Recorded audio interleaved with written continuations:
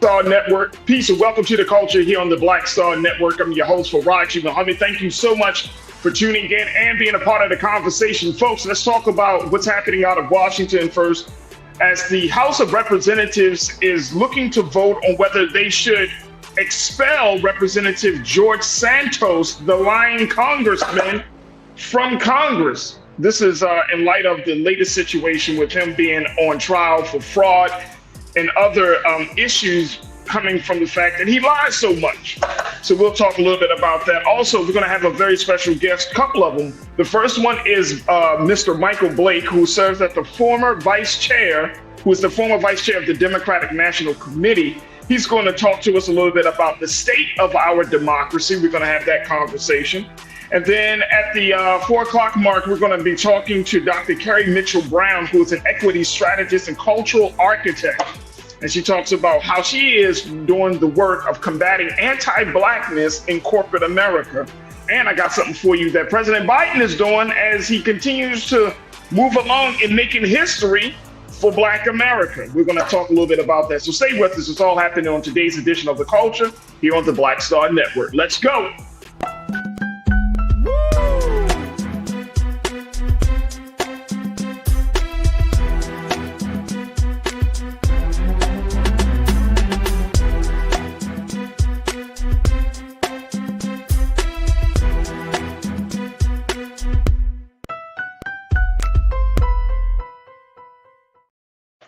Folks, welcome to The Culture here on the Black Star Network. I'm your host, Farajii. Thank you so much for tuning in and being a part of the conversation. Let's jump right in because we got so much to cover as normal, folks. And I'm so excited because we are streaming live on our home network of blackstarnetwork.com. Make sure you download the app for free. Follow us on all social media platforms. And of course, we're asking for your financial support to power this movement because no one else is going to pay for the type of content that we are putting out there on their own. If they do, they're going to want us to change it and everything. So we want to make sure that our content stays unadulterated, unfiltered, and always rooted in truth. So make sure you do your part to support us here at Black Star Network, and please give something today. Also, we're streaming on Amazon News on your Fire TV. Make sure you check us out there. We're also streaming on Amazon Prime on video, Prime Video. You can check us out on the Prime Video app under Live TV. Then go to news or find us at Amazon.com under Prime Video, then Live TV, then news. We will certainly appreciate you checking us out there. We're also streaming on Freevee, where you can find us on news, on now, and then go straight to news. So that's go to right there into Freevee. Definitely check us out there. And of course, on Plex TV, 24 hours a day, 7 days a week. All right, let's see who's in here as we chat it up. We got our online culture crew, and folks are streaming live right now on Roland Martin's YouTube page. That's where you will find the illustrious culture crew.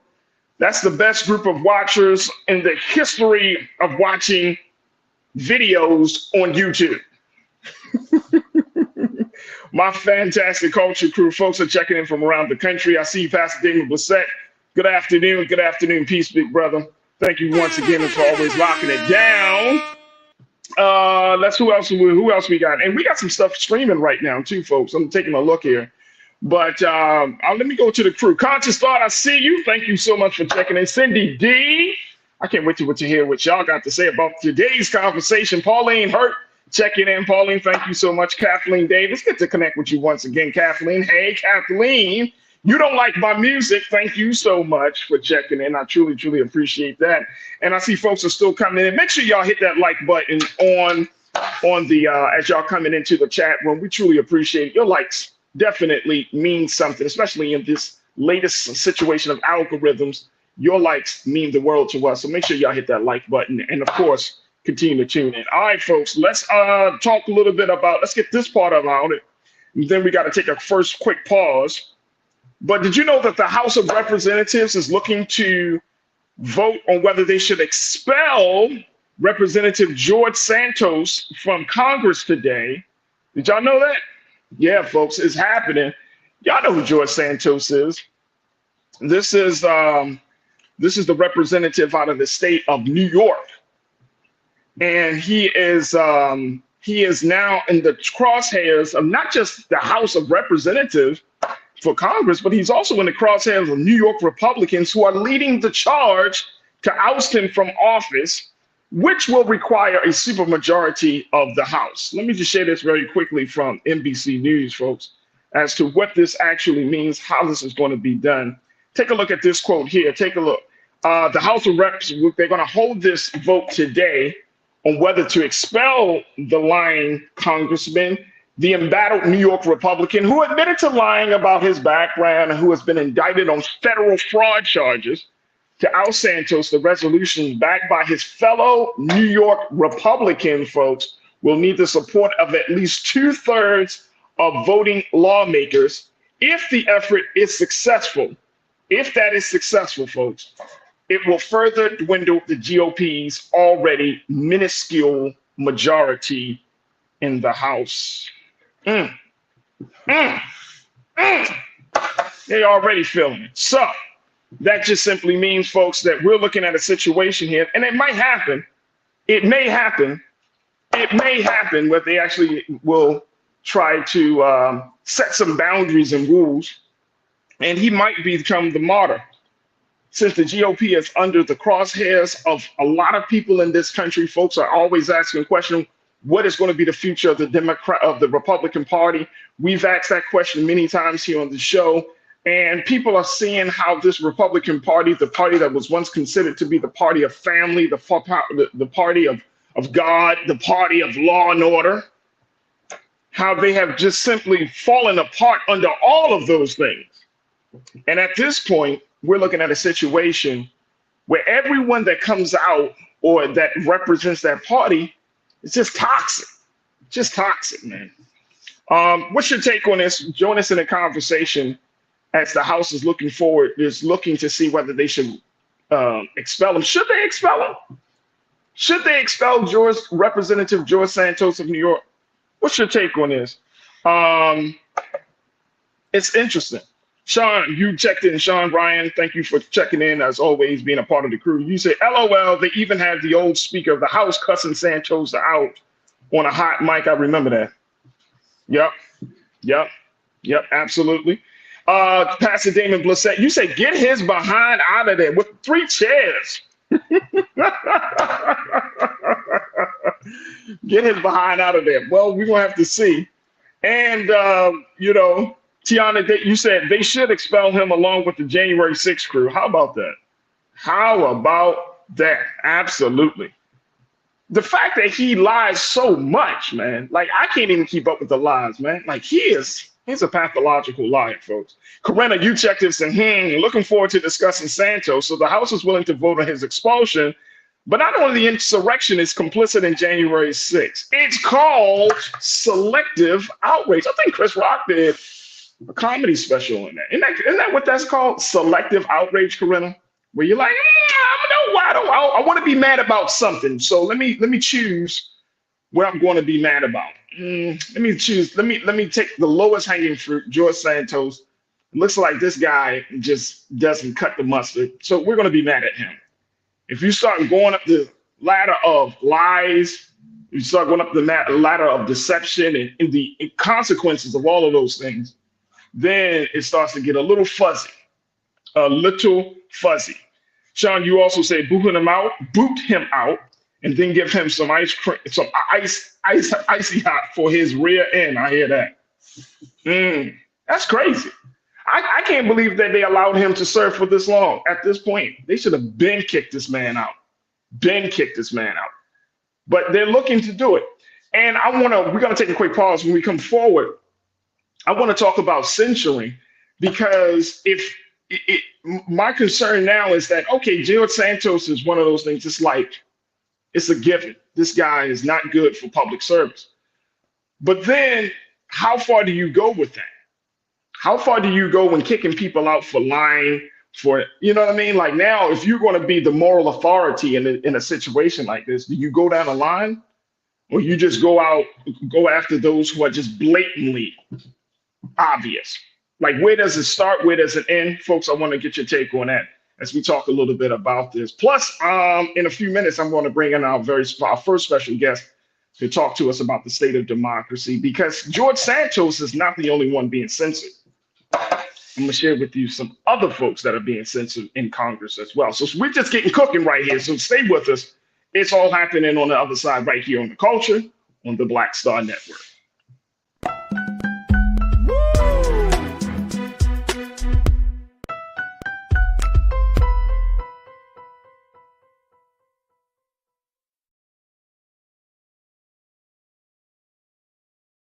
Pull up a chair, take your seat. The Black Tape with me, Dr. Greg Carr, here on the Black Star Network. Every week, we'll take a deeper dive into the world we're living in. Join the conversation only on the Black Star Network.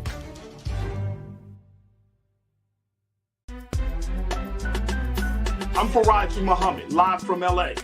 And this is The Culture. The Culture is a two-way conversation. You and me. We talk about the stories, politics, the good, the bad, and the downright ugly. So join our community every day at 3 p.m. Eastern and let your voice be heard. Hey, we're all in this together. So let's talk about it and see what kind of trouble we can get into. It's The Culture. Weekdays at 3, only on the Black Star Network.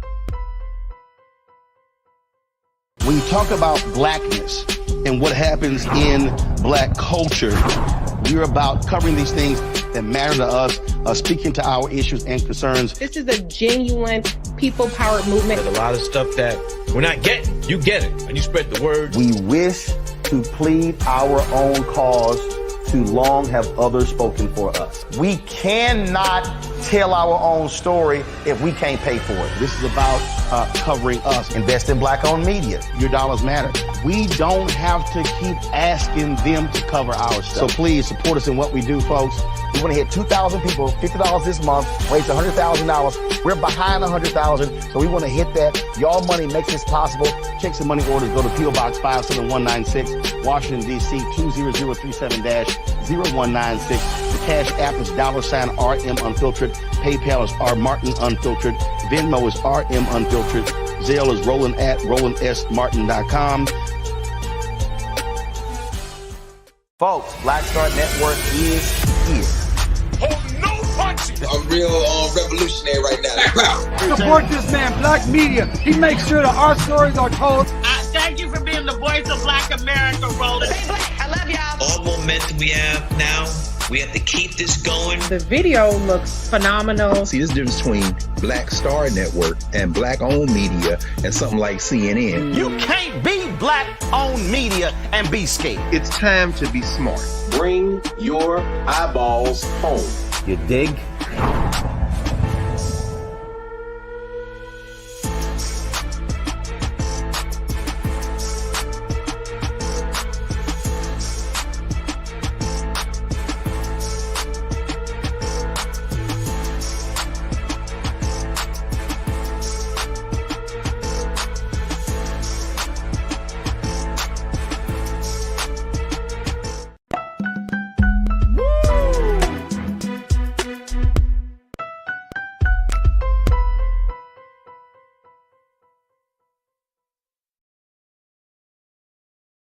All right, folks, welcome back to The Culture here on the Black Star Network. I'm your host, Farajii Muhammad. Thank you so much for tuning in and being part of the conversation. All right, folks, we've been talking about Representative George Santos, the New York Republican, who is under a federal investigation charge for fraud. He's also is known as the lying congressman because he lied about everything from where he lived to who he is to what his name is. His background, everything, his family history, all of it. He's been lying. And so we're talking a little bit about what's the latest situation here out of Washington, D.C., where the House of Representatives are actually determining today whether they should expel George Santos from Congress, given the fact that his lying has caused great concern, especially for his home state of New York, as Republicans there are leading the way to try to get him out of office, and they should. According to the Republicans, the resolution that according to the House, there's a resolution right now where they're holding that Santos is, quote, not fit to serve in Congress. And this was introduced on the House floor last week by Representative Anthony Desposito, who are a Republican out of New York. Ahead of that vote, Representative Despacito and four other New York Republicans sent a letter Wednesday morning to colleagues urging them to back the resolution. According to the New York Republicans, they say, as Republican members from the New York delegation, we fully support Santos' expulsion and ask all of our colleagues to join us in voting yes. Yeah. They also addressed several concerns from colleagues about expelling Santos. According to the report, that in response to cries of let the voters decide, the New York Republicans said voters were, quote, robbed of that opportunity when they were duped into voting for an accused fraudster. And to those concerned about risking the GOP's already slim majority, this issue is not a political one, but a moral one. How about that, Corinna? They can find moralities somewhere. So, I mean, if they find morality somewhere, isn't that a start? My thing is, where does it start and where does it end? You know, I mentioned this selective outrage, right? Does it start like, oh, we're gonna start putting out these bad actors. We're gonna start expelling these bad actors. So if you expel George Santos for lying, are you expelling him really for lying, or is he just expelling him because he's just not making the GOP party look so good? I mean, there are a number of GOP folks that are representatives that are under, investigation, Trump, that have legal issues, Trump,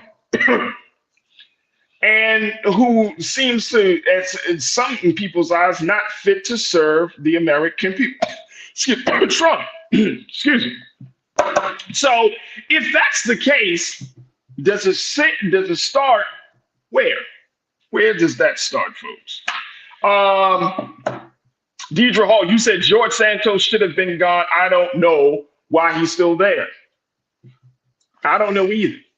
But one thing I do know, Deidre, and I think you know this as well, that if they're moving forward and expelling their own person, then that must mean either a couple of things, folks. He's messing up the money. He's messing up the money.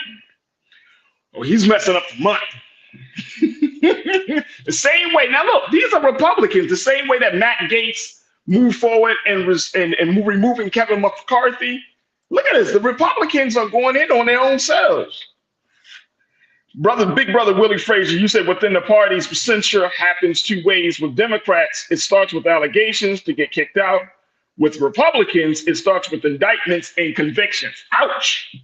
But I think you got a great point, big brother Willie. I think you got a great point. Lori Parks, you said they needed Santos to vote for McCarthy, and they needed him to help vote in Johnson. Now he's no good to them now. With friends like these, Lori, with friends like these who need enemies, right? Anastasia, you said he only followed in lane with what 45 was doing. What does that say about the rest of them that are still there? That's the question. That's the big question, Anastasia. Where does it start and where does it end?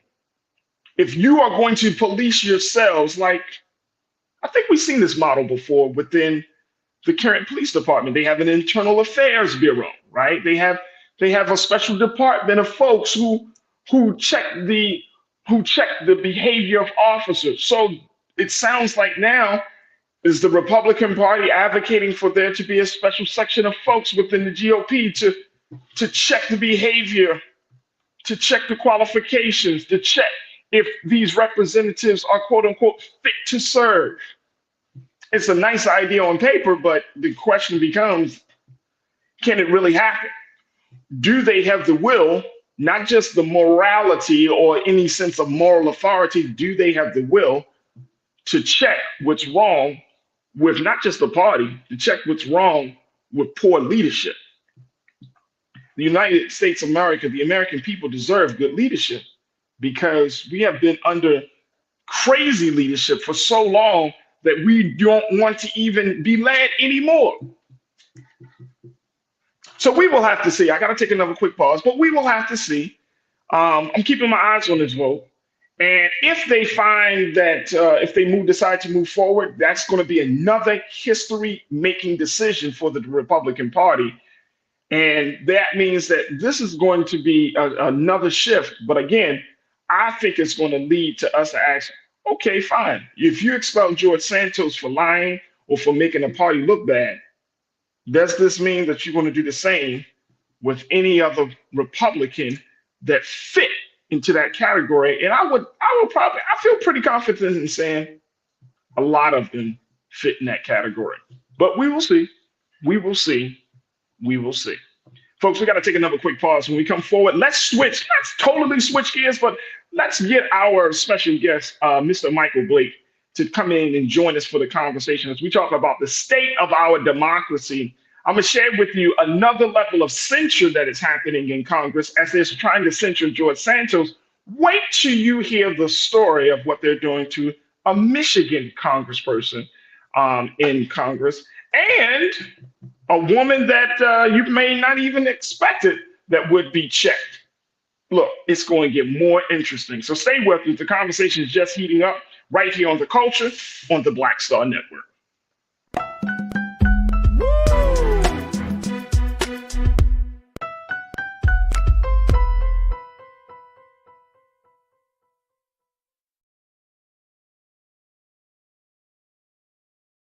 Folks, Black Star Network is here.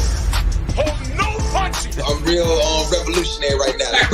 Support this man, Black Media. He makes sure that our stories are told. Thank you for being the voice of Black America, Roland. I love y'all. All momentum we have now, we have to keep this going. The video looks phenomenal. See, this difference between Black Star Network and Black-owned media and something like CNN. You can't be Black-owned media and be scared. It's time to be smart. Bring your eyeballs home. You dig?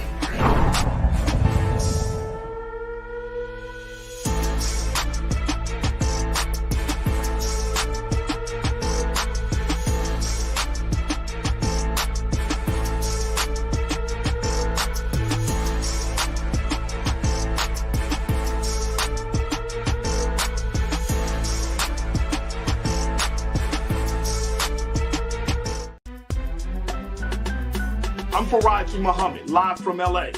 And this is The Culture. The Culture is a two-way conversation. You and me. We talk about the stories, politics, the good, the bad, and the downright ugly. So join our community every day at 3 p.m. Eastern and let your voice be heard. Hey, we're all in this together. So let's talk about it and see what kind of trouble we can get into. It's The Culture, weekdays at 3, only on the Black Star Network.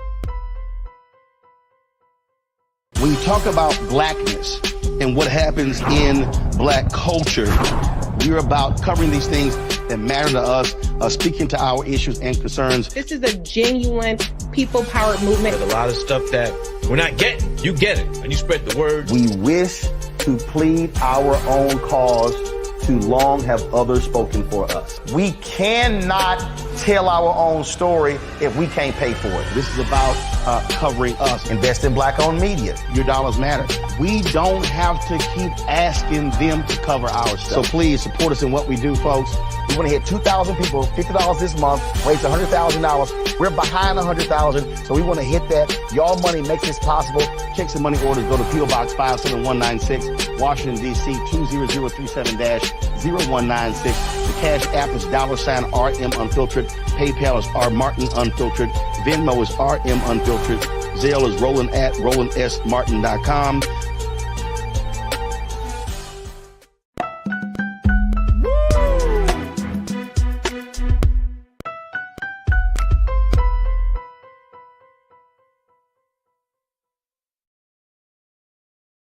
All right, folks, welcome to The Culture here on the Black Star Network. I'm your host, Farajii Muhammad. Let us now welcome our very special guest, our first guest for the day, as we talk about what's happening with the House of Representatives and Representative George Santos. This is just one of many things that is happening that is around the issue of trust, that's around the issue of competence, that is really at the core of the issue of whether this form of democracy has it run its course or it needs to be changed. Something needs to be done. So I'm very excited to have my first special guest joining us this afternoon, as he formerly serves as a New York Assemblyman from the 79th District, and he was the vice chair of the Democratic National Committee from 2017 to 2021.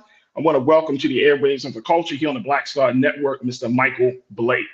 Michael, thank you so much, brother, for joining us. How are you feeling this afternoon? Oh, I think we got you on mute, brother Michael. I just said, no, good to be with you, and love the energy and vibes that you're already giving right here.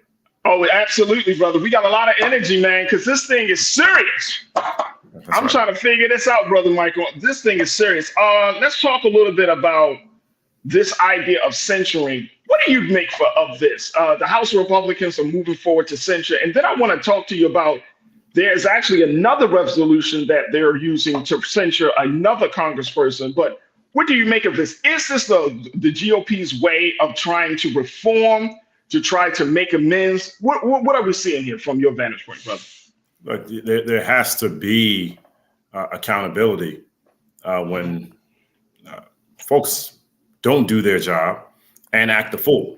Right? We just got to call it what it is right now, and that's the premise point that is existing around George Santos. He's a pathological liar who deceived his constituents, who won't acknowledge the responsibilities of what he is doing. There was a story that I saw pop up earlier today that while they had this completely shaky and shady operation of campaign contributions, he was also standing up a campaign consulting firm to shake down other candidates. So everything about George is a game. It's Curious George, like we talk about in the books back in the day. And so the broader context around expelling of House members, it should not be something that you pursue easily, but we are in a scenario where I do think it's necessary for their own sentiment of accountability. But then lastly, we do have to ask ourselves, and you started to say it a few moments ago, where is the line, right? There's a bunch of folks that were lying, they were acting a fool in the conference. A lot of folks who were insurrectionists.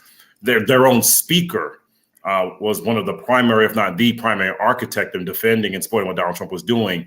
I think the only reason they're doing this is out of fear of political retribution rather than doing what they needed to be doing and holding themselves accountable in the first place. Absolutely. Absolutely. I want to get your take on this too, brother Michael, because just as much as the House has voted to this resolution for George Santos, the NBC News reported they will vote to table a GOP resolution to censure Representative Rashida Tlaib out of Michigan over her criticism of Israel, accusing her of inciting an insurrection in a House office building during a protest in support of a ceasefire in Gaza. The chamber will vote to table this a Democratic resolution to censor the author of the Tlaib resolution, far-right Representative Marjorie Taylor Greene, the representative out of Georgia, for some of her past controversial actions and remarks. This is coming from NBC News. So we're at a point in our politics, even in our democracy, that the idea of speaking out against something is becoming even though it is granted by the founding document of the United States Constitution, it's still frowned upon. And so can you help us to kind of like give us some insight on how do we reconcile this? How can we say we live in a free and just society?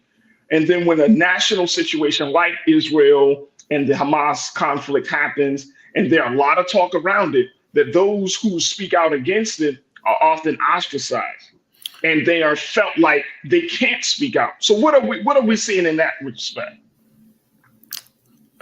Got a lot of levels and dynamics. Yeah, absolutely. Right there. So let me start from the premise that Sister Rashida used to work for me.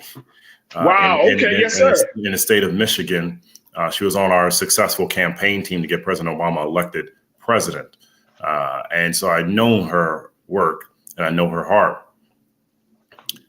We have to underscore that there can and are existing simultaneous realities. Hamas is not Palestine. Bibi Netanyahu's government is not Israel. So you can be upset, disgusted, angered, frustrated, wanting accountability, of saying Hamas killing Jewish people is unacceptable, and at the same time say it's inhumane for the Israeli government to be bombing refugee camps in Gaza, right? And the framing of us articulating that criticizing the latter makes you anti-Semitic is nonsensical, because that same energy is not being stated on the other side. I've had several friends on both sides who have been upset with me because they believe I'm standing on one side. And I think at the end of the day, I mean, and I've been a minister also since 95, I recognize that hurt people hurt people. So if you are feeling like your people are under attack and you're seeing that your people are under attack and you're watching that, a lot of times you can't even hear the other side. You can't even hear what's going on the other side. And so when it comes to Congresswoman Tlaib, Marjorie Taylor Greene needs to just sit down and be quiet around insurrection and around disruption, because her consistent behavior has been the epitome of that. Disruptive, racist, discriminatory, and completely against all democratic entities that exist. And so in this frame that we are in, we have to be able to understand that you're going to be uncomfortable by things that are said, but it doesn't mean that you can't learn and listen. And we are watching this in real time, tying it together. I do think there is a great irony that is existing here, where many Democratic leaders are uncomfortable in speaking up in what they feel out of fear. And let me remind everyone. And when you say, I just want to real quick, when you say democratic, you're talking about democratic in terms of the system that we're part of as a democracy, or democratic in terms of the party? In terms of the party, because of the fear of, and because of the lack of full awareness and appreciation, the fear of retaliation, right? Like the framing that someone is afraid to say it is inhumane, wrong, and unjust to cut off power, to cut off water, to cut off routes. The fact that someone is afraid to even say that speaks volumes around the broader concerns that we should have about the system itself. And Absolutely. So the dynamic has to be one where we take that step back, that you may be uncomfortable with what people are saying, but they're speaking from an anger and a fear that exists that is hard to articulate unless you have gone through it individually. Absolutely. Look, Brother Michael, we got to take a quick pause. When we come forward, more conversation with you. Crew, I want you to join us in the discussion as I'm talking to our first special guest, Brother Michael Blake, who was the former vice chair of the Democratic National Committee from 2017 to 2021. We're talking about the state of democracy. We're talking about the idea of being censored. And I want to hear from you. So post your comments on our YouTube page as we're streaming live under Roland Martin's YouTube page. And of course, stay tuned. More conversation on the other side here on The Culture on the Black Star Network.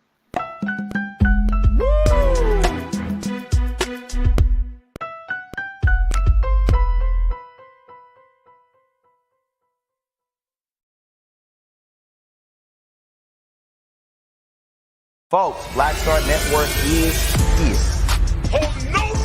I'm real revolutionary right now. Support this man, Black Media. He makes sure that our stories are told. Thank you for being the voice of Black America, Roland. Stay black. I love y'all. All momentum we have now, we have to keep this going. The video looks phenomenal. See, there's a difference between Black Star Network and Black-owned media and something like CNN. You can't be Black-owned media and be scared. It's time to be smart. Bring your eyeballs home. You dig?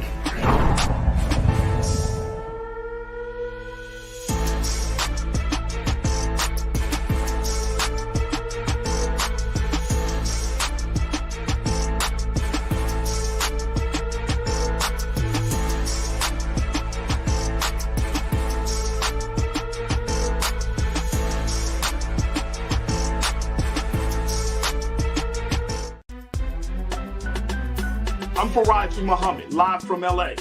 And this is The Culture. The Culture is a two-way conversation. You and me. We talk about the stories, politics, the good, the bad, and the downright ugly. So join our community every day at 3 p.m. Eastern and let your voice be heard. Hey, We're all in this together. So let's talk about it and see what kind of trouble we can get into. It's The Culture, weekdays at 3, only on the Black Star Network. When you talk about blackness and what happens in black culture, we're about covering these things that matter to us, speaking to our issues and concerns. This is a genuine people-powered movement. There's a lot of stuff that we're not getting. You get it, and you spread the word. We wish to plead our own cause. Too long have others spoken for us. We cannot tell our own story if we can't pay for it. This is about covering us. Invest in black-owned media. Your dollars matter. We don't have to keep asking them to cover our stuff. So please support us in what we do, folks. We want to hit 2,000 people, $50 this month, raise $100,000. We're behind 100,000, so we want to hit that. Y'all money makes this possible. Checks and money orders go to P.O. Box 57196, Washington, D.C. 20037-0196. The Cash App is $RM Unfiltered. PayPal is R Martin Unfiltered. Venmo is RM Unfiltered. Zelle is Roland at RolandSMartin.com.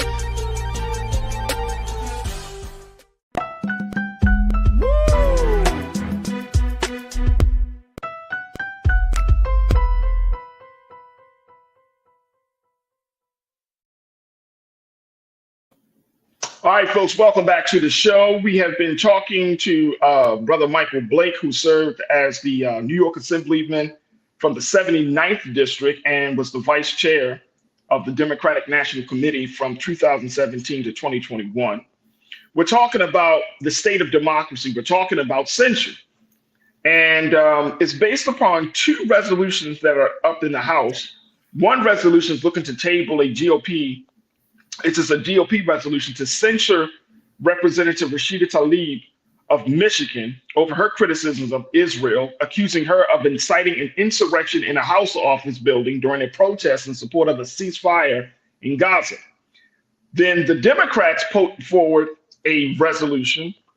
They're looking to vote to table a Democratic resolution to censure the author of that bill, Marjorie Taylor Greene, for some of her past controversial actions and remarks. So my thing is right now, Brother Michael, when we got 2 elephants fighting.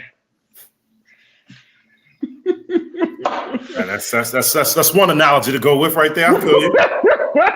You got 2 elephants fighting, or elephant and a donkey fighting. Who's going to feel the brunt of that? That's going to be the grass. That's us. That's the constituents. How do we, as Black folks in this country, really get a piece of not just this madness. I'm talking about a real piece of pie of this pie that we're being served right now, in the terms of poor leadership, in terms of unfulfilled promises, in terms of the apathy that comes with being a part of a system, believing in a system, and yet the system is still not speaking to your needs. I mean, we're in a serious situation, and then you got the Trump factor. Then you got, the importance of voting. Then you got voting suppression. I mean, you got all of these things. So where does Black America, how does Black America move forward in the midst of all of this? You got to stay in the game.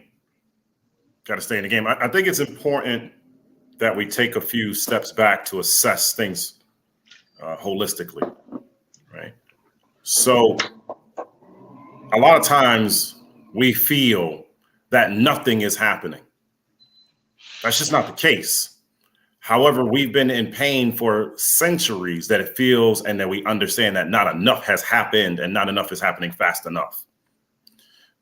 So when I was running African American outreach under President Obama, I would regularly have people come up to say, you all are doing nothing. That's not the case. That's clearly not the case. And if we have that conversation, like, let's stop, let's take a step back. However, when we're in this zone now, we can do better about communicating what's happening. We could talk about student loan relief. We could talk about what's happening with minority women businesses. We could talk about what's happening around access to healthcare, et cetera, making sure people have more jobs. All that is intertwined. And so in this zone now, you're watching what seems just like a lot of noise. You're seeing and hearing, they're talking about Santos, they're talking about Marjorie Taylor Greene, but they're not talking about me, right? They're not talking about what's happening on my block. They're not talking about how we're spending all this time and energy for emergency aid and what's going on in Israel and the Middle East and Palestine. But where's that emergency aid that happens on the block? When I'm trying to figure out what's happening in my life, And so, naturally, folks will say, well, then this is not for me. We're not doing what we need to be doing. We're not rocking in the way we need to rock it. And so in that regard, I'm going to say to everybody, you got to stay in the game. You got to stay in the game when it comes to what's happening at the collective PAC. Shout out to Quentin and Stephanie Brown James and what they're doing to make sure we're mobilizing the next generation of Black candidates and Black organizers at the collective, or the National Democratic Training Committee. And what Kelly and his entire team is doing is we mobilize that next generation of great organizers. I'm in the Shy right now because this is the 15th anniversary of President Obama's election this weekend. And if he didn't set the tone, I don't get in the game in that regard. And so you cannot sit on the sidelines, because to the earlier comment that was made, sitting on the sidelines is giving the people that want to hold us back more power. Trump, Marjorie Taylor Greene, Mike Johnson, all of them, they want us to sit on the sidelines. They want us to have the arguments and be divided when it comes to what's happening around migrants and access for migrants and our brothers and sisters. They want us to be divided in saying that not enough is happening for Black people versus Latino people and vice versa. They want us to say that, you know what, you're getting that student loan relief, but you haven't got enough relief. To create that dynamic of you feeling that I need more, but yet believing the lie that they can give you more. The Republican Party has not given a damn about what Black people should be doing, need to be doing, how to support us. So don't be confused. They are dividing us because they want to understand, and for you to understand, they cannot win if we are united. Lastly, I would always rather to rock with someone who is helping me 90% of the time than someone that's trying to hurt me 90% of the time. And until someone can articulate to me, well, I'll sit out and not be involved, the alternative is having someone who can help you be more involved and be more empowered. I just don't understand why we would choose to stay out the game. I mean, that makes sense, Brother Michael. Here's the thing, just a little caveat to think about on this, which I know you have thought about because this is what you do. But the simple fact is there's a level of hope and faith that's attached to staying in the game. Like, you still have to believe that the game can still be won. You still have to believe that that the playing field of the game is level. But if the field is rocky, you got hills and valleys in the field. Yeah. You can't see past the 50 because of that major hill. You can't get past the 70. It's becoming a situation where people are like, wait a minute, what are we doing here? So speak to that sentiment that some of our people do really have, and it's a justified sentiment, is it not? It is. There's no question about it. Let me break it down. This past Sunday, I'm a Jets fan. This past Sunday, Jets Giants, right? Pouring rain. We already got disappointed because Aaron Rodgers got hurt early in the year. Pouring rain. Can't do anything. Could have made the decision when you're still down by 3 with 24 seconds left. Yo, we good. There has to be that decision that no matter how bad the conditions are, I'm going to still keep staying in the game. Okay. And so the framing of what do we do, from what we do at our team, Atlas Strategy Group, which for the last 10 years, we've been implementing equity and justice across the country. What we do at Next Level Sports of saying we can have a Black-owned sports TV network to amplify our stories. The work is happening to say that we have to fight for this justice. When Ron Alston out of Louisiana is stepping up for justice when it comes to social media cases and saying we're tired of social media companies taking advantage of us. When Brooke Hodge in LA is saying we can find more ways to deploy resources so that opioid lawsuits and settlements are actually coming to our communities. These are the things that we can be doing. And what I would say to the people is our pain is legit. Our pain is rational. Our pain has come from generations and centuries of distrust and heartache against us. But our ancestors do not want you to succumb to the pain. Our ancestors want us to keep pressing forward. And our responsibility in this moment, from this November till next November, is that we have an election approaching where on one side, Biden and Harris are saying, let's keep going. And the other side, you have Trump and whoever will be with him literally saying, we do not believe in democracy. We don't have a choice. Be in the game, because the alternative is us out the game permanently. There it is. Michael Blake, who is a former assemblyman for the state of New York. He's a former vice chair for the Democratic National Committee. Brother Michael, I love your insight and analysis. I would love to bring you back on. I know you got to hop off, so we would love to bring you back on and at a future date and continue to chop it up, brother, to talk a little bit more about some of these dynamics and factors within the state of democracy. But I thank you for your time with us this afternoon. Happy to be with y'all, even though I could feel a little bit of just shade, but it's okay. Hey, no, we're 4-3 right now. 4-3. So everybody just stay with me right now. Don't be confused when Aaron Rodgers comes back at the end of the year. People are gonna be getting on that bandwagon, but it's okay. I'll come back on the show no matter what. Hey, look, I'm a Ravens fan, so it's Lamar Jackson and company for me. So you feeling good? Yo, y'all probably the best team in the league right now. I understand why you're feeling that way. But let us rock. Let us rock. Oh man, my brother Michael Blake. Thank you so much, brother, for your time and being so good for the culture. We truly appreciate it. Appreciate you. All right, folks. We got to take another quick pause. When we come forward, let's shift gears. Let's talk a little bit as we talk about that level of trying to figure out what's going on in democracy. Let's also talk about what's going on in corporate America. My next guest, who's going to be joining us, she's going to be talking about how she's doing the work of combating anti-Blackness in corporate America. And she's doing it in a very, very unique way. So folks, you don't want to miss this conversation with Dr. Carrie Mitchell-Brown joining us on the other side. So stay with us. It's all happening on The Culture right here on the Black Star Network.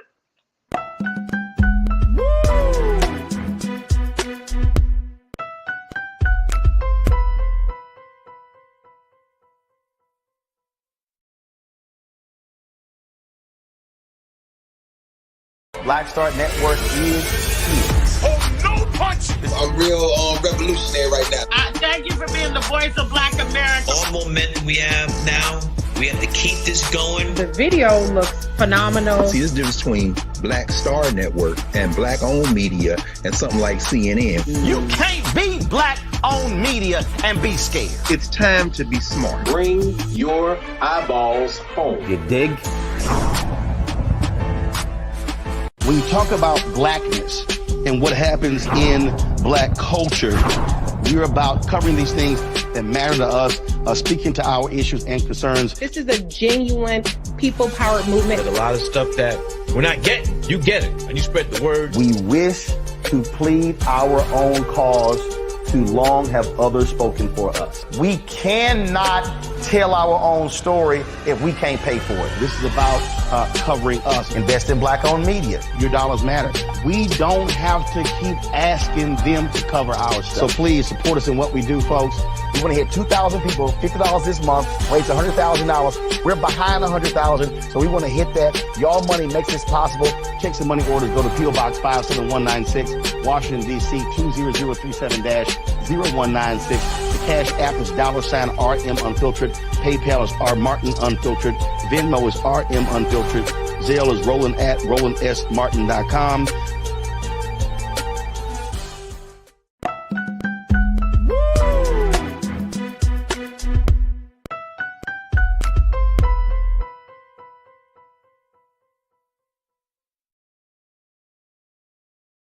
All right, folks, welcome back to The Culture here on the Black Star Network. I'm your host, Farajii Muhammad. Thank you so much for tuning in and being a part of the conversation as we are just moving along in these discussions today.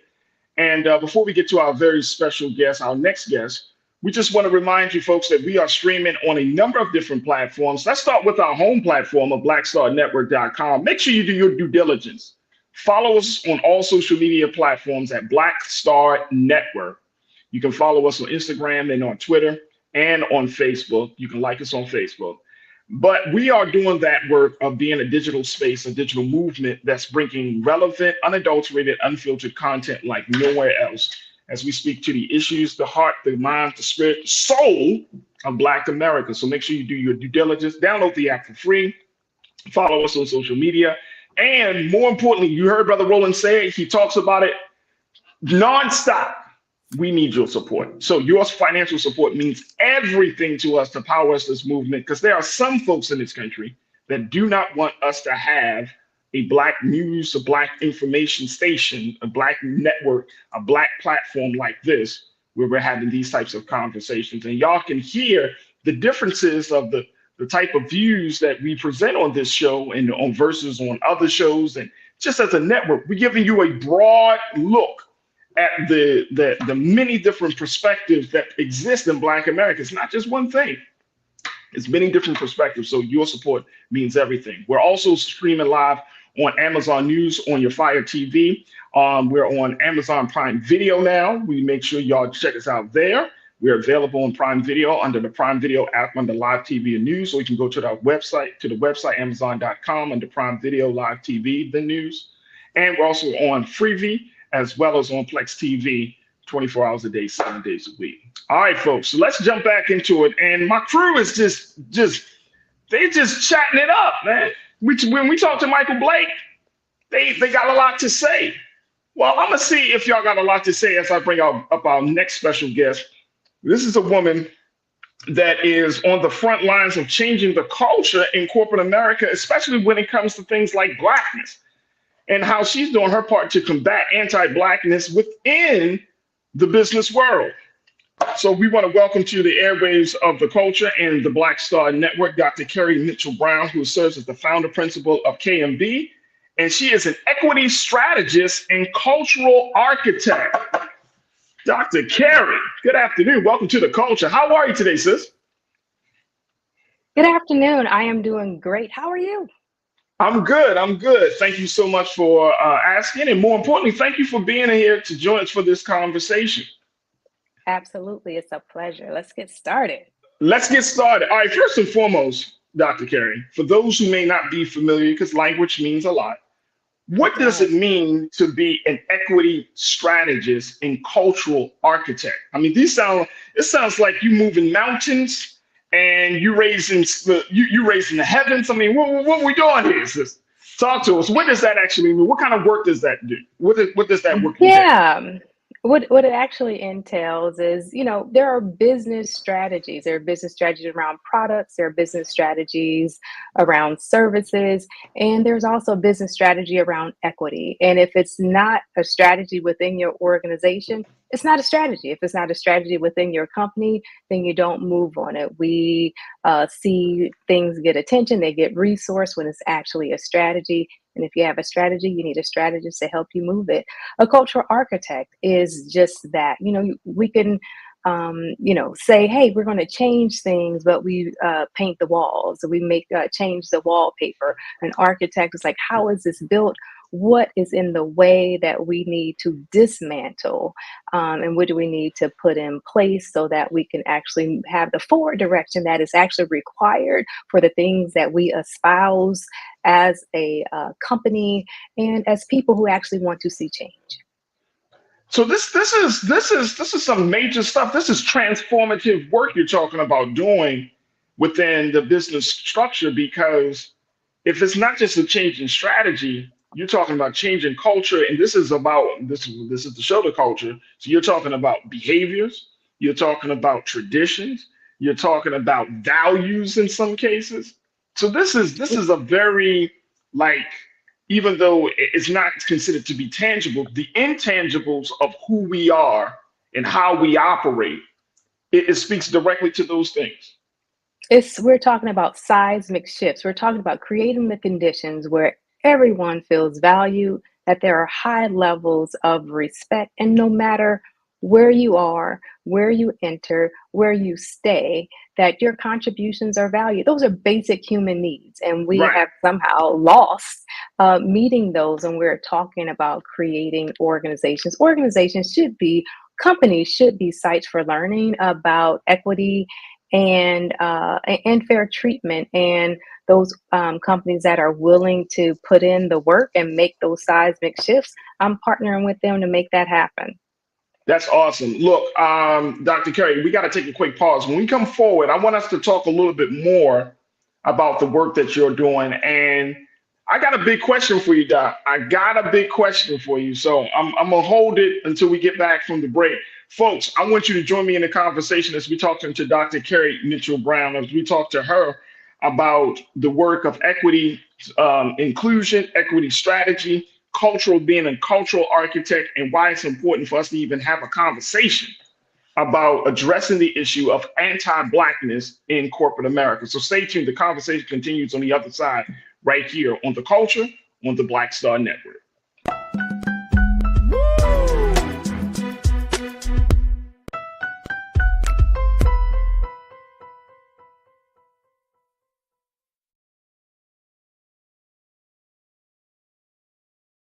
Black Star Network is here. Oh, no punch! I'm real revolutionary right now. Thank you for being the voice of Black America. All momentum we have now, we have to keep this going. The video looks phenomenal. See, this difference between Black Star Network and black-owned media and something like CNN. You can't be black-owned media and be scared. It's time to be smart. Bring your eyeballs home. You dig? When you talk about blackness and what happens in black culture, we're about covering these things that matter to us, speaking to our issues and concerns. This is a genuine people-powered movement. There's a lot of stuff that we're not getting. You get it, and you spread the word. We wish to plead our own cause. Too long have others spoken for us. We cannot tell our own story if we can't pay for it. This is about covering us. Invest in black-owned media. Your dollars matter. We don't have to keep asking them to cover our stuff. So please support us in what we do, folks. We want to hit 2,000 people, $50 this month, raise $100,000. We're behind 100,000, so we want to hit that. Y'all money makes this possible. Checks and money orders go to PO Box 57196, Washington, D.C. 20037-0196. The Cash App is $RM Unfiltered. PayPal is R Martin Unfiltered. Venmo is RM Unfiltered. Zelle is Roland at RolandSMartin.com.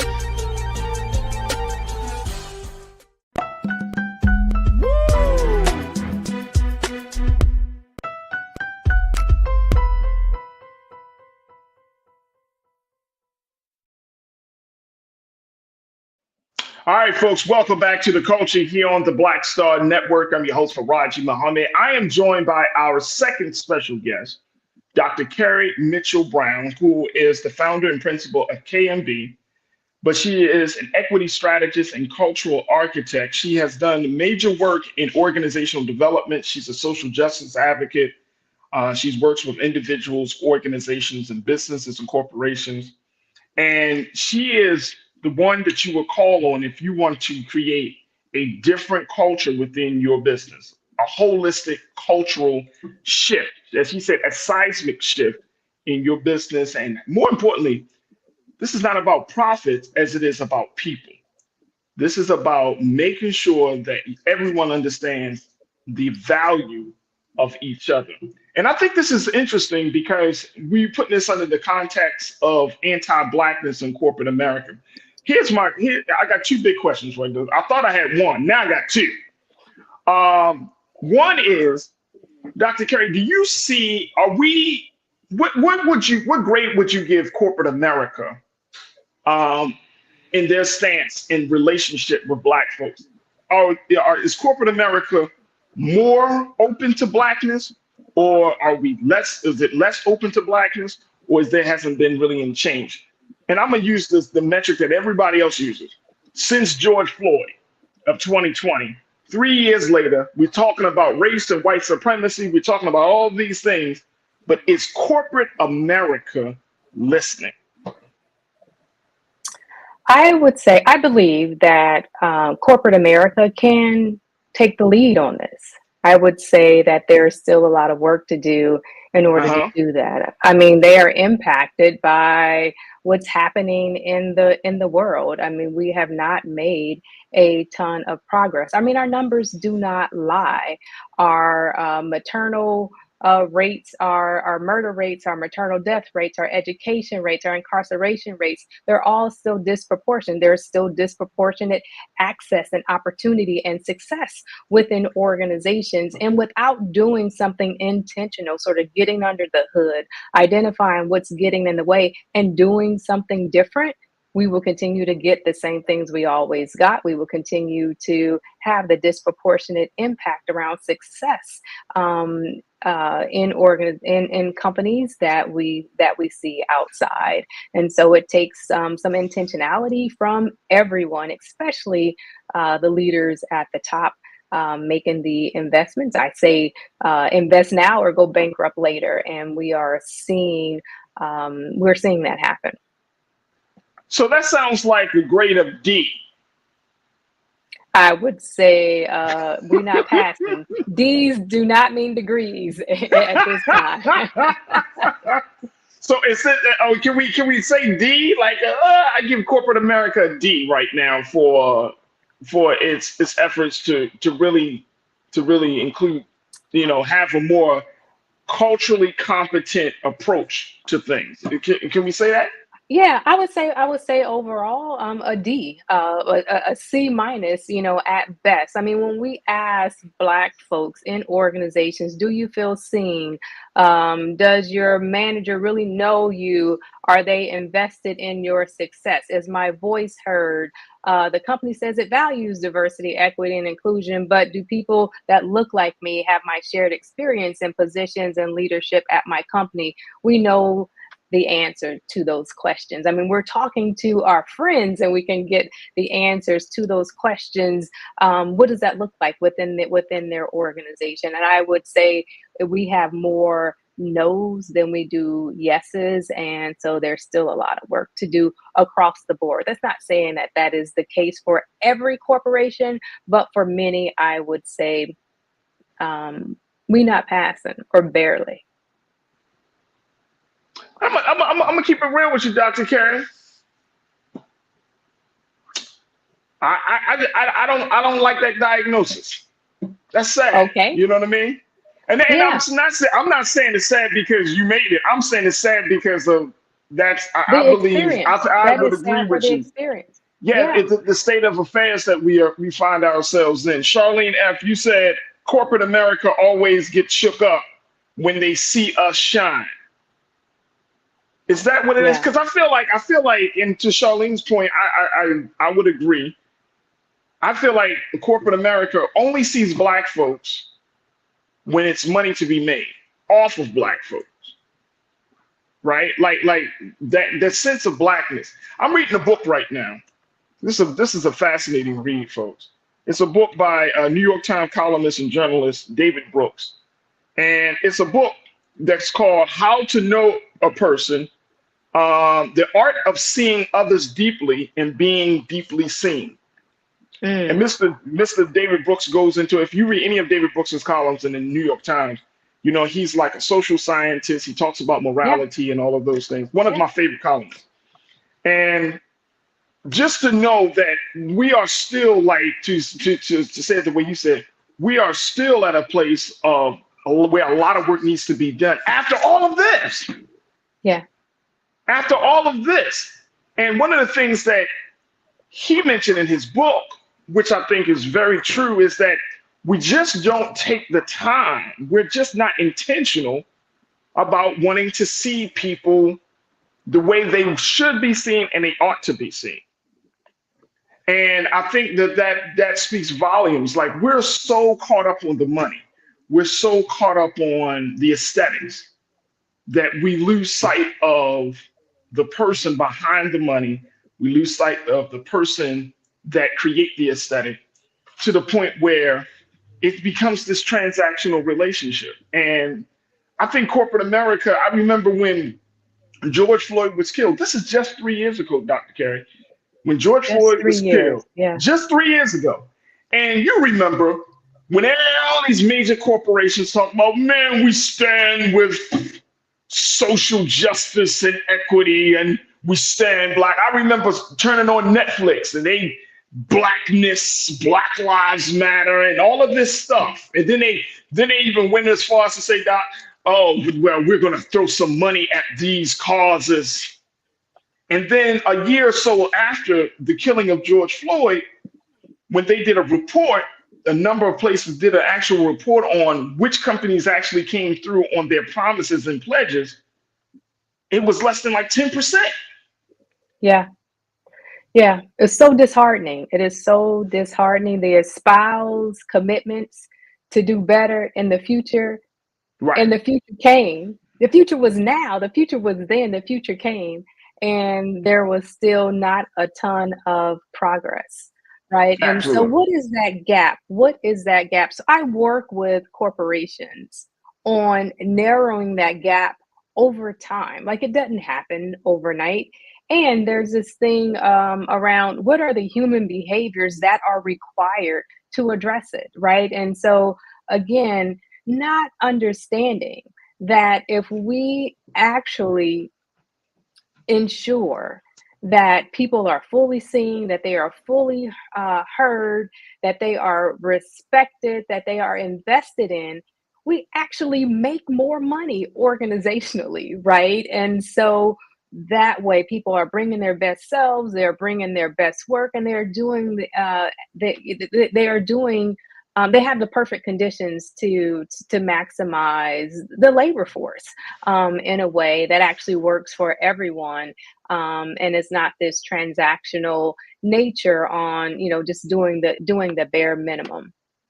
Absolutely. Absolutely. Look, Doc, we're going to take another quick pause, and I'm going to share with you what some of our culture crew is saying about this issue of being seen and, more importantly, combating anti-Blackness in corporate America. Folks, continue to post your comments and your questions and your thoughts as we're streaming live on YouTube under Roland Martin. Go to Roland Martin's YouTube page, join us in the conversation, and we'll try to highlight as many of your comments as possible on the other side. So stay with us. The conversation continues. Dr. Carrie Mitchell-Brown, as we talking about anti-Blackness in corporate America, right here on The Culture on the Black Star Network.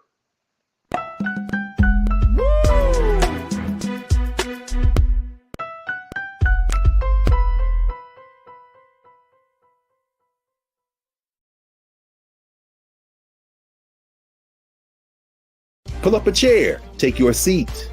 The Black Tape with me, Dr. Greg Carr, here on the Black Star Network. Every week, we'll take a deeper dive into the world we're living in. Join the conversation only on the Black Star Network.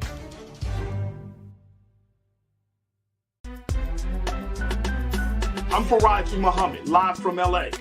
And this is The Culture. The Culture is a two-way conversation. You and me. We talk about the stories, politics, the good, the bad, and the downright ugly. So join our community every day at 3 p.m. Eastern and let your voice be heard. Hey, we're all in this together. So let's talk about it and see what kind of trouble we can get into. It's The Culture, weekdays at 3, only on the Black Star Network.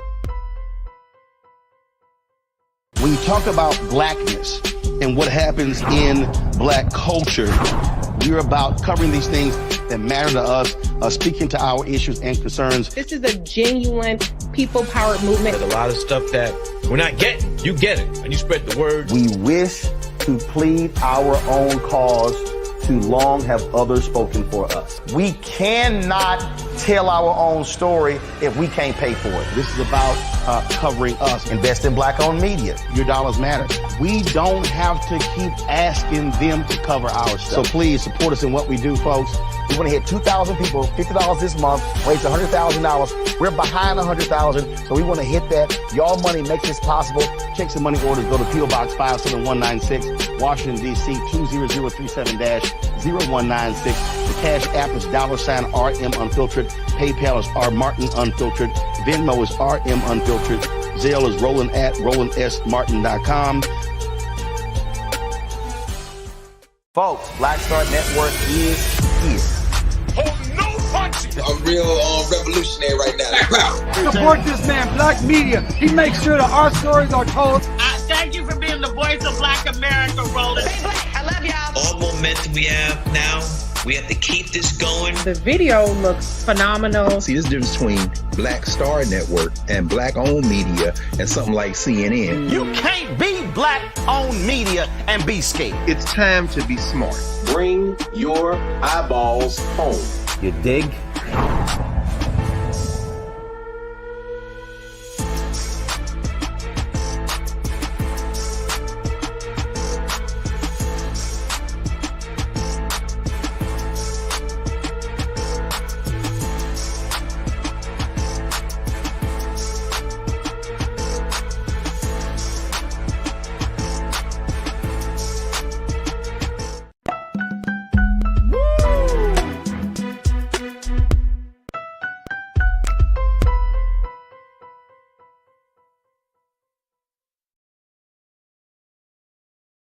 All right, folks, welcome back to The Culture right here on the Black Star Network. We've been talking to Dr. Carrie Mitchell-Brown, who is an equity strategist and cultural architect, as we're talking about combating anti-Blackness in corporate America. And this is a ongoing conversation, Dr. Kerry. You know, we're not going to cover everything in the next few minutes, obviously, but it's certainly something that affects each and every one of us, whether you're Black or white, whether you're Asian or Absolutely. Latino. It affects us all. Now, so I want to know, and then I want to share with you just some comments. Why should we even be concerned about being seen? Why should we even be concerned about changing the culture of anti-Blackness in corporate America? Shouldn't we as Black folks kind of get the message that, look, if they don't want you there, you don't need to be there? What's your take on that? My take on that is we deserve the same conditions as everyone else to work.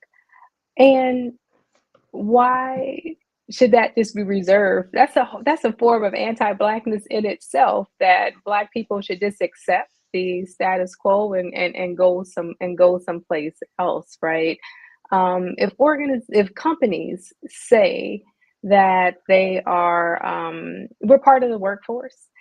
We help to build this country. Our ancestors helped to build this country, this economy, this place that a lot of organizations and companies are getting rich off of and staying rich on. Yeah, we belong here. We talk about it as if it doesn't belong to us, as if we can't be a part of it, or to change, to instigate change, or to promote change and support the changes that are happening. So we absolutely belong there. So we belong there.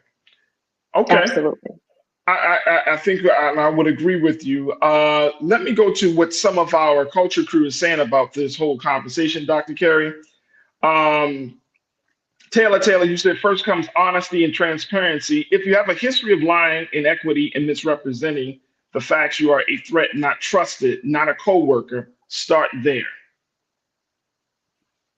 Would you like to respond to? Yeah, I mean, we all have to do our individual work. Oftentimes in corporations, we are pitted against each other as Black people. Sometimes there's just few of us. And we know that Black people will take us out faster than white supremacy will take us out, right? So how do we work together? And am I lying? Like, no, I mean, it's Black true. folks will cut. Unfortunately, some of our people will cut your throat faster than a butcher on a slice of steak. Right. And so they will just be like, "I'm losing my job over you." Hey, supervisor, this person, I heard a little something. They ready to take you out, man. Like, that's unfortunate. Right. Yeah, but how do we not fall? Like, how do we not fall for that? How do we go in and support one another in doing this work?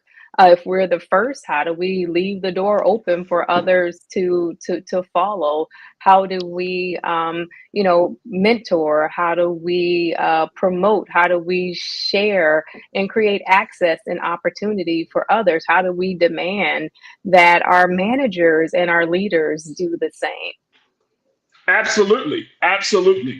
Lana says, as long as you have racism, you will have anti-Blackness. What I do is participate in my company, Black ERG, and I voice my opinion in company surveys and speak specifically to Black issues.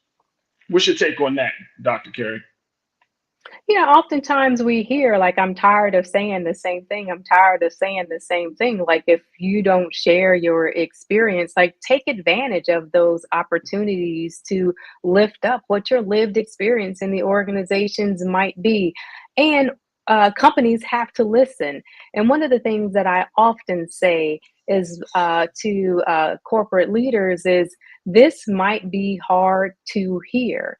And you have to hold at the same time. It is hard to say as a Black person, especially if there's potential that you might lose your job, you might not get a promotion, or you may be seen as a instigator and or a troublemaker. Like, respect, taking those things seriously is important.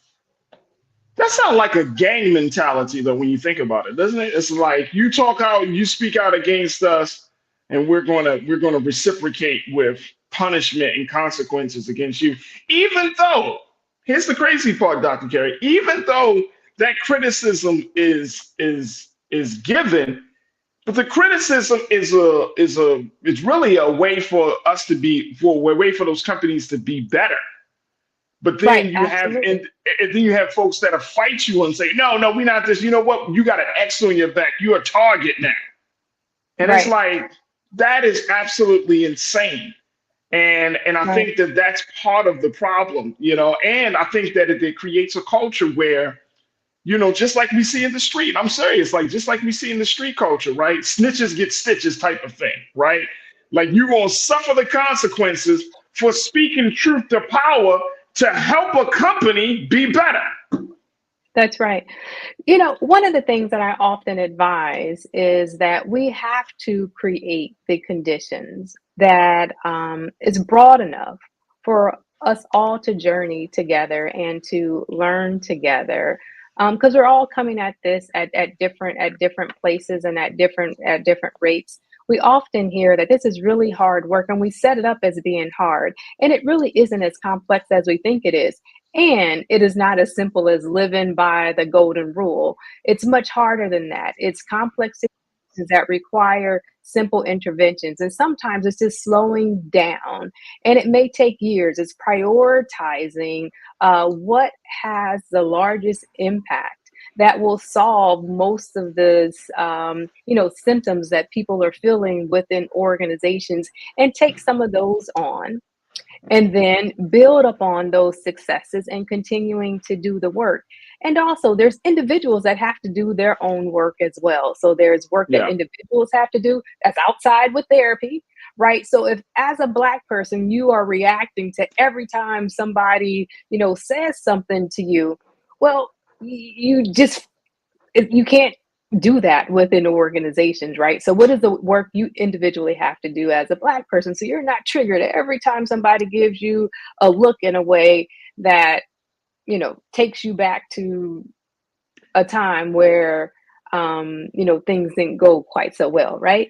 And then what is the organization, what's the company's responsibility to creating an environment to where there's not discrimination, to where there's not bias, to there's unfiltered access to opportunity and growth, to where you can really tap into the promise of really talented and smart people within the organization, and you create the conditions to do very good work, and at the same time make a lot of money.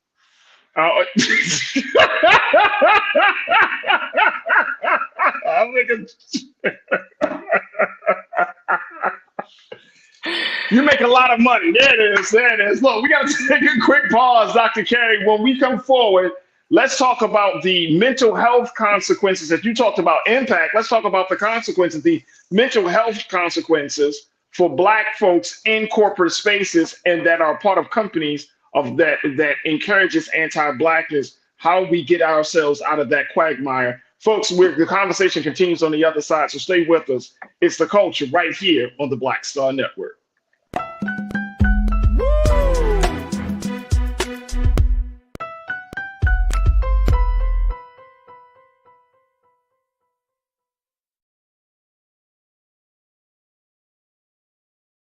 When you talk about Blackness and what happens in Black culture, we're about covering these things that matter to us, speaking to our issues and concerns. This is a genuine people-powered movement. There's a lot of stuff that we're not getting. You get it, and you spread the word. We wish to plead our own cause. Too long have others spoken for us. We cannot tell our own story if we can't pay for it. This is about covering us. Invest in Black-owned media. Your dollars matter. We don't have to keep asking them to cover our stuff. So please support us in what we do, folks.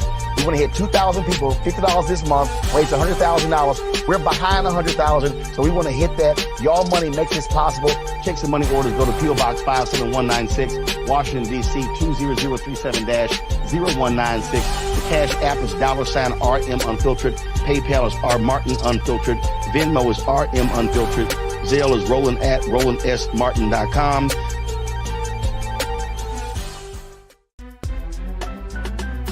I'm Farajii Muhammad, live from LA. And this is The Culture. The Culture is a two-way conversation. You and me. We talk about the stories, politics, the good, the bad, and the downright ugly. So join our community every day at 3 p.m. Eastern and let your voice be heard. Hey, we're all in this together. So let's talk about it and see what kind of trouble we can get into. It's The Culture, weekdays at 3, only on the Black Star Network. Folks, Black Star Network is here.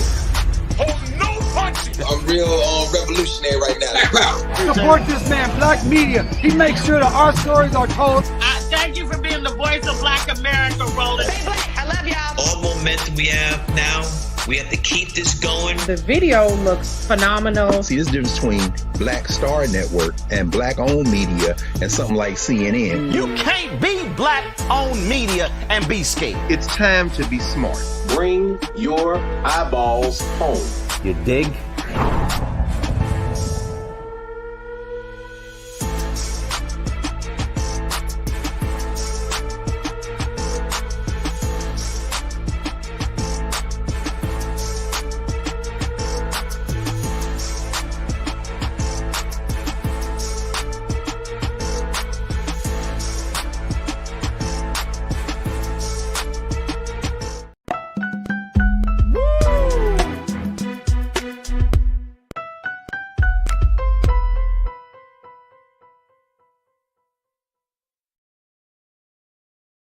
All right, folks, welcome back to The Culture here on the Black Star Network. We've been talking to Dr. Carrie Mitchell-Brown, who is an equity strategist and a cultural architect, as she does the work of combating anti-Blackness in corporate America. And we're talking about it, so we would love to get your take on it, folks, as you join us in the chat as we're streaming live on Roland Martin's YouTube page. Dr. Carrie, let's go back to just getting some more thoughts from our online culture crew. You are not a victim. You said people have to choose, and well, you know what? I'm gonna hold this point until just in a few moments. So you are not a victim. This is a great point that you're making about an exit plan, and I want to talk to you about that, Dr. Carey. But I do want to kind of get your take on the implications. You talked about impact. And often we actually encourage people. I think in our culture of capitalism, I think our culture of social mobility, the drumbeat is get into corporate America, make a name for yourself, make a shitload of money, right? And then at the same time, you know what I mean? Think about people that look like you on their way up to the top, right?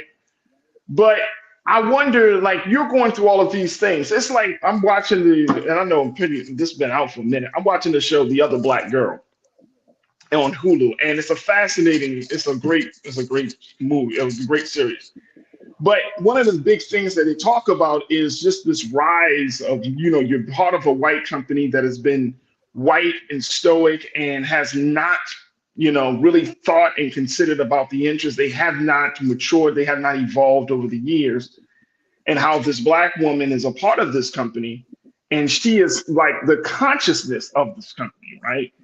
And I find that Black folks who go into corporate America, I know our people don't always want to be the consciousness. We don't have to want to carry that weight, that we got to be the conscious to wake white folks up in a company that has 400 workers. When people see you, they, oh boy, here it come. You know what I'm saying? That's a lot. So talk to us about like the mental health impact of working in a space that you have to claw your way, you have to fight your way to get seen, to be heard, and to have your presence felt. Yeah, I mean, it is tough. And I've been there before, being the only one or only few and being the moral compass and, for a company, especially around the racial and gender justice work and sort of how they are doing. And it can be taxing. It is important to take care of yourself. and being very clear on the things that you can change, have the ability to change, can influence, and being clear on the things that you cannot. And there's individual care that is absolutely required. Who are you partnering with outside of the organization to ensure that you are not going crazy, right? And so, because often it's like, is this real? Is this really happening? And just like in the show, that's what's happening, yeah, right? It's like, I love the show. It says paranoia gets a promotion, and it's like you become paranoid. You lose your sense of self in that process. Yeah. You do lose your sense of self, and you begin to rationalize the things that are not rational, right? And so how do you stay centered? How do you keep your balance? And what is your valuation on when it's time to go? And so oftentimes I encourage people in companies that is doing this work, especially diversity, equity, and inclusion work. If you cannot change where you live, like change where you live. And for companies who actually cycle through a number of really talented, brilliant, bright Black folks, it's like, hey, what's happening here? That But do you take up, and I hear you, but is that a fight that you encourage people, or you encourage Black professionals to take on? You see what I'm saying? Like, going back to the show, the protagonist in the show, she takes on the fight, right? Based upon some things that happened before she even got in the door. So, but isn't that kind of asking for a lot? If you're a Black professional, you're working for some of these top tier companies, Fortune 500 companies. You might be working for Amazon. You may be working for Walmart. And I'm talking about in a managerial supervisory capacity, right? You might be working for some telecommunications company, whatever company it is. But then you have to be great at your job, and then you got to be an advocate. You got to be great at your job, then you got to be an activist. You got to be great at your job, and now you represent Black America in the boardroom. Yeah, I would not encourage anybody to take that on purpose, right? If that is not what you are interested in doing, and understanding what that requires, and having the support systems in place to take care of yourself, right? You can't do it alone. No one can do it alone, Black or white. It takes a whole crew of folks and resources in order to do this work. So no, don't take it on, and don't take it on alone, for sure. And sometimes we find ourselves in those roles because we are one or two, and we hold these personally held scripts from our families, from our education, and just from the sheer desire of what success looks like, or what we believe success looks like. And sometimes we have to be introspective and reevaluate and change, and some of us, we have to experience it before we know we need or want something very different. And the reality is, some people have life situations that require for them to make these strategic choices, so that they're set up to do something very differently.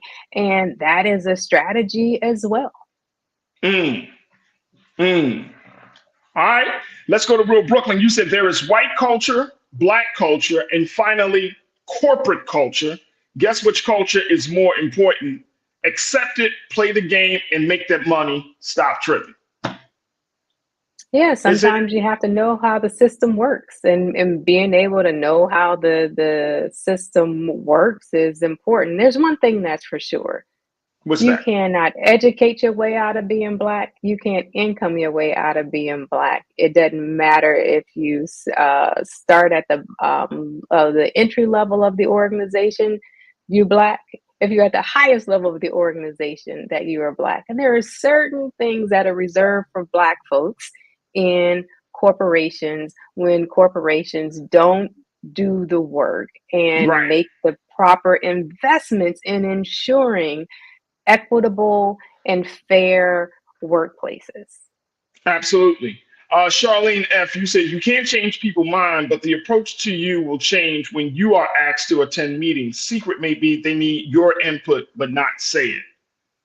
So I guess she's just talking about the fact that, if you change, if you feel like the culture in your company is not inclusive, then, and you bring these things up and then they still don't change their mind, then it requires, and I agree with Charlene on this, sometimes you just say, you know what, if you decide to stay with that company, hey, I'm gonna change my view on it. You know what I mean? I'm not gonna keep burdening myself with the acts, with the bad behavior of other people.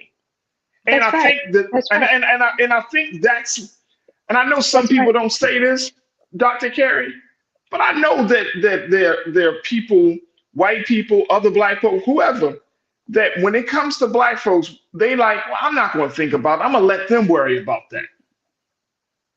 Yeah, here's what I say. I say don't overestimate your ability to change someone, and certainly don't underestimate your ability to change. And what I mean when I say that is I'll have an idea of what I want to accomplish inside a corporation when I go in, right?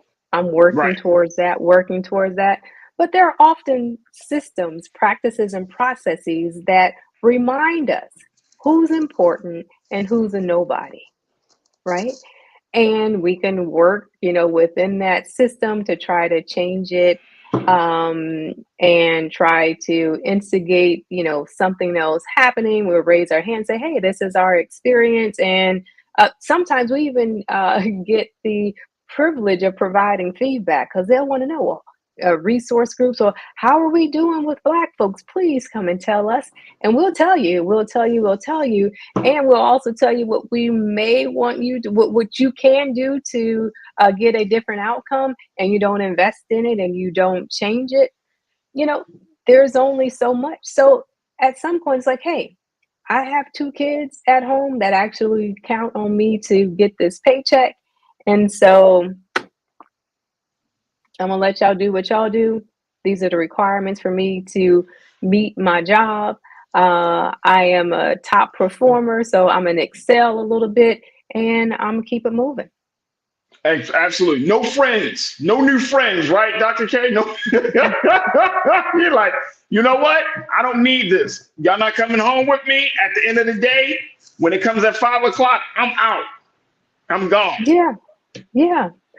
And I can be friendly. We can be friendly. We can be cordial. Sure. You know how, hey, Dr. K, you know how black folks be like, I'm cordial. That's right. That's right. Well, we work here. We're co-workers, right? Right. Right. And I'm still going to be a professional, and I'm still going to do my job. But the system does not allow itself for different things. Like, corporations are built and structured to get the results that corporations get. And again, without some architectural changes and seismic shifts, that will continue to happen. There it is. Let me see. Let me get one more comment in before we take our final pause. I think I saw something. Oh, you are not a victim. You said people have to choose their companies wisely. If you don't like the culture of any company, work on an exit plan. I work in corporate America, and the second my company crosses me, I'm out. So it sounds like you are not, but you are not a victim. Is like, I am not going to be a victim. I am out. It reminds me, it's like that scene from What's Love Got to Do with It, where they were sitting in the diner, and she was like, you only have to hit me once, Ike. And she went out the door, and we never saw that sister for the rest of the movie. That's right. I mean, we're not held captive in these companies. We're not held captives in these corporations. We do have agency, right? What's your exit strategy? Oftentimes, I plan my job 3 jobs from now. It's a strategy, right? What skills and experiences do I need to ultimately get to where I want to be, right? If I'm clear on that going in, and if I know the equation, when you get to the point to where it costs you more to be there than that they are willing to pay you, then it's time to go. Come on, say that But one you more have time, to be Keith. strategic. When it costs you more to be there than what they are willing to pay you, then it's absolutely time to go. And so you have to know how much you're worth, right? So as a mother, as a working mother, if I can't get to the things that are important to me and experience some of these things that I want to be doing as a working mother, and it costs me additional FaceTime hours just because y'all want to see FaceTime hours, but it's not being productive, and I can't go and to an award ceremony, for my children. Like that cost, that's a huge cost. That's a huge psychological cost for me and my children long term. Y'all can't pay me enough for that. There it is. I'm gonna have to figure out what's next, right? So planning ahead, and make some rational choices around who you engage with, what corporations you engage with, and why. Do your research. There's a bunch of information. There are more resources now than there were 10 years ago on how companies line up on diversity, equity, inclusion. We know that diverse companies, you get better outcomes, and diversity is always shifting, right? Because the makeup of the workforce is always shifting. Ask very explicit questions. When you're going in for an interview, you are also interviewing the organization, not them just interviewing you. No, you tell me, what's the experience of Black women in this organization? Gotcha. Yes, ma'am. Right? There it is. And if they can't tell you, that might be a sign that you may not want to park there, or you may want to park there for just a little bit, because there's something that you need to get to, because you're going to need it 2 jobs from now. There it is right there. Dr. Carrie Mitchell-Brown. Dr. Carrie, what's a resource? Is there a website for you? Give us a resource. Absolutely. You can find me at carriemitchellbrown.com. That's KERRY. Mitchellbrown.com, and I'm at all social media handles as Dr. Carrie M. Brown. You can find me there. That's what's up right there. Dr. Carrie Mitchell-Brown, who is an equity strategist, who is a sister that's been working on the front lines of combating anti-Blackness in corporate America, doing the work of diversity, equity, inclusion. Dr. Carrie, thank you so much for joining us on the show. And more importantly, Dr. Carrie, thank you for being so good for the culture. Hey, thank you. It was a pleasure. Absolutely. Folks, we got to take a quick pause. When we come forward, I'm going to share with you what President Biden is doing to make history for Black America once again. Stay tuned. That is up next here on The Culture on the Black Star Network.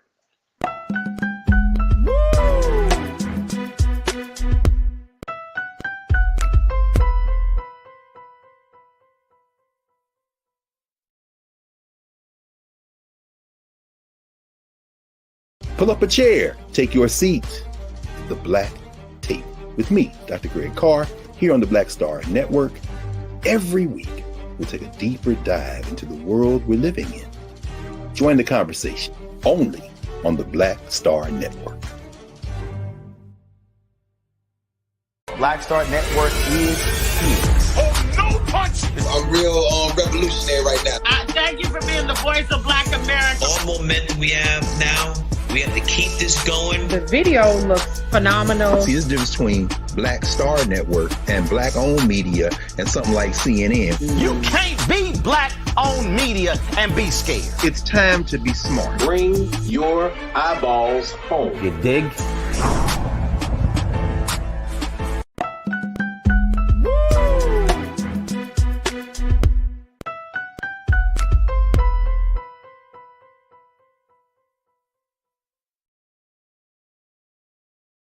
All right, folks, welcome back to the show. Welcome to the Culture here on the Black Star Network. As we close out today's show, I figured, let's talk about something that will leave a feeling a little bit better about things and what's going on in the country. And this is something that is another history-making effort that President Biden and his administration has moved forward on. President Biden has officially appointed 2 more Black women to the federal bench, folks, as judges. Judge Juliet Sneed, nominated to the U.S. District Court for the Middle District of Florida, and Judge Jacqueline D. Austin, nominated to the U.S. District Court for the District of South Carolina, are the latest judges, according to the reports, to be added to the president's historic number of Black women nominated to the federal bench. According to the Griot, this is another milestone for the president. Based on the statement that came out from the White House, the director of the White House Office of Public Engagement, Stephen Benjamin, put it out saying that the Biden-Harris administration continues to set records when it comes to professional and demographic diversity. So as we were talking about breaking through the anti-Blackness in corporate America, stuff is still being done. It's crazy that in 2023, you can still be the first Black person, or you can still be making history and making racial history in 2023. I think that's mind-blowing. But to date, folks, President Biden has officially appointed 32 Black women to be confirmed by the Senate to lifetime judgeships. I want y'all to put that, I want you to keep that in mind, folks. 32 Black women have been appointed by President Biden and been confirmed by the Senate to lifetime judgeships. This administration has appointed more Black women than any other administration in American history. Let's just share with you a little bit about Judge Sneed. Judge Sneed, let's put the second quote up very quickly, Lise. Judge Sneed has served as a U.S. magistrate judge for the Middle District of Florida since 2015. Before her judgeship, she worked as a partner and associate at law firms Ackerman LLP and Fowler White Boggs Banker, PA, for more than a decade. And then Judge Austin has been a U.S. magistrate judge for the District of South Carolina since 2011. Before that, she worked in private practice at Womble, Carlisle, Sandridge, and Wrights, PLLC, where she started as an associate in the late 90s and worked her way up to being partner in 2006. So big shout out to President Biden, to the Harris, and to his administration. What? Was that the shout out, Owen? There we go. I'm about to say that shout out Owen sounded kind of like, okay, I'm sorry. This is not a major news. But again, big shout out. I mean, look, this is what we've been talking about, right? Having that level of representation. Here's the thing. We got to make sure that even though the president is doing some things right there, that we got to keep holding his feet to the fire. We got to keep holding the vice president's feet to the fire to the situation. But for as of right now, history has been made once again, putting more Black women into federal judgeships. And I know Donald Trump enjoys that. I know Donald Trump enjoys that. I know he's excited. Oh, 2 more Black women that could determine the fate. That could possibly determine it. He hasn't done anything in South Carolina, but he may have. I don't know. But I'm sure he's like, oh, more Black women sitting in the judge's chair. Excellent. Awesome. So again, President Biden, thank you for, again, making that historic announcement. But more importantly, we hope that this changes the conversation about Black folks in legal spaces. And more importantly, getting to the roots of the legal disparities that's facing Black folks, Black boys, Black girls, Black men, and Black women. So that is something to be said there. All right, folks, that's it for today's show. I thank each and every one of you for joining me. Big shout out to you, my online culture crew, always coming through like no one else does. So thank you for checking in. Make sure y'all do your due diligence, share the show, tag me on it. I'll share it, let folks know. You can shoot a share on Twitter, on Instagram, wherever for social media platform you use. Make sure you put the word out here. The culture is having these conversations, and Black Star Networks is continuing to have these conversations like no other space. And that's why we always encourage you folks, go to our website today, download the app for free, follow us on social media, and most importantly, give something to continue to power this movement that we are a part of. Go to blackstarnetwork.com today. We would love to get your support. Again, it's blackstarnetwork.com today. I want to thank all of our special guests, Mr. Michael Blake, Dr. Kerry Mitchell-Brown, for joining us on the show today. I want to thank my production team, Joe, Shannon, Maddie, Chris, Lise, and King Keenan for making today's show happen. And of course, I want to thank you. my online culture crew joining us. Oh, folks, also follow me on social media. If you haven't had a chance, you can connect with me. You can follow me at The Real Farajii on Instagram and on Threads. And I'm at Farajii on Twitter, Farajii Muhammad on Facebook. And I would love to connect with you. Lana sent me this. Maybe we should talk about this on Friday, as we close out the show. Just some of the crazy ass Halloween costumes that I saw pictures of. What the hell? Hopefully your Halloween, you being out and about, everybody was safe. But I saw some wild costumes, man, wild stuff over the past 24 hours. So it was very, very interesting. But big shout out to you, Lana. Thank you, sister, for always keeping me up to date and keeping me posted about things. All right, folks, stay with us. 6 o'clock Eastern Standard Time is Roland Martin Unfiltered. As always, never be afraid to challenge what's wrong. Stand for what's right while being yourself in the process. God willing, we'll be back tomorrow for another exciting edition of The Culture, right here, only here, exclusively here on the Black Star Network. Talk to you soon. Have a great evening. Peace.